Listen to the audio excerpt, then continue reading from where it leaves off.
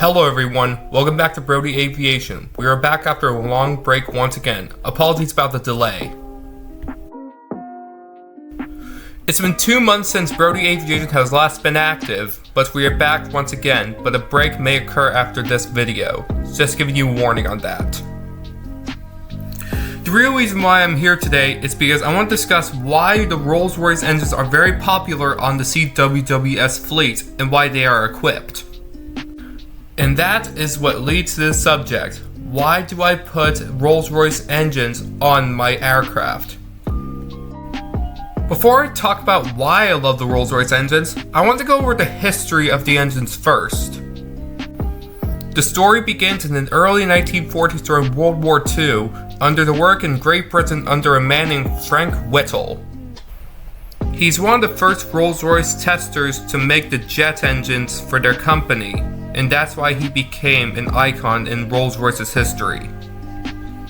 In 1947, Rolls-Royce's engine Neen was sold to the Soviet Union to reverse it to become an engine for the Soviet Union's jet fighters. During the 1960s, an aircraft named the Vickers VC-10 jetliner had 4 engines equipped on the back near its tail, which was powered by the Rolls-Royce Conway engines. Leading up to 1969, their newest engine, the Rolls-Royce RB211, was tested. It was also the engine that saved Rolls-Royce as a whole, as it almost went bankrupt completely in 1971. The engines made its debut on the Lockheed-L1011 TriStar, which entered service in 1972, which is exclusive to power the L1011 as a whole. Fast forwarding to 1981, when British Airways announced orders for a new 757 and the designated Rolls-Royce RB211-535C that entered service in 1983. This variant of the RB211 had a reduced fan diameter and increased thrust. Like I said, entered service in January of 1983 on British Airways' Boeing 757 fleet, which retired in the early 2010s. It was also the very first engine that Rolls-Royce made of the RB211 variant to be equipped on a Boeing aircraft. However, in 1987, Rolls-Royce returned to the stock markets as a private company again. But some years later, they returned as a public company once again. In 1995, the Trent engine family was launched from Rolls-Royce, with the first engine, the Trent 700, the first variant of the Trent family, was unveiled on the Airbus A380 in 1995. 1 year later, in 1996, the Trent 800 was unveiled on the Boeing 777 and entered service in that year. To the 2000s and 2002, the Airbus A340 500 and 600 variants entered service with the Rolls-Royce Trent 500, which entered service in that same year along with the new aircraft. Fast forwarding to 2004, when the Trent 900 was selected for its Airbus A380 800, which was first tested in 2003 and then certified a year later.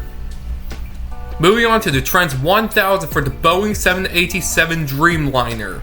However, the engine experienced issues with the turbine blades cracking its first, which grounded the aircraft, costing for Rolls-Royce, but it turned out to be a very significant engine and was still selected for that aircraft. Then the older sibling of the Trent 1000 was the Trent XWB, which powers the Airbus A350. It entered service in 2015 with a test in 2013. Moving up to 2017, where the Airbus A330neo had its first flight with the Rolls-Royce Trent 7000 engine equipped, which entered service in late 2018.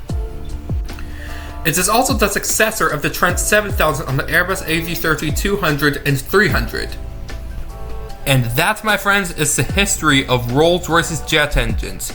Now let's get into why I love these jet engines a lot.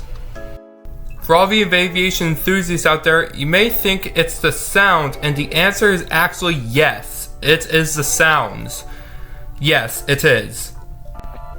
The reason being is because they unleash a powerful roar while accelerating down the runway for departure at the beginning of its flight. Here's a few samples of Rolls-Royce engines I like, from the 747 to the A380, just a few variants that I think you'll like, and what I really like.